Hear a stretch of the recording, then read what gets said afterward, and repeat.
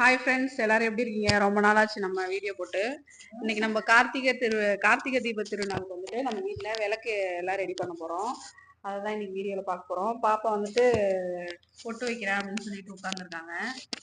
பாருங்க, பாப்பா பொட்டு வைக்க ரெடியாக உட்காந்துருக்காங்க. நம்ம வீட்டில் இது வந்துட்டு ஃபர்ஸ்ட் கார்த்திகை தீபங்கிறதால எல்லாமே புது விளக்கா வாங்கியிருக்கோம். நம்ம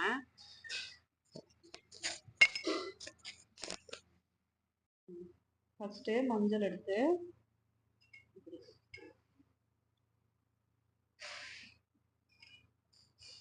வச்சுக்கணும். அடுத்து குங்குமம்,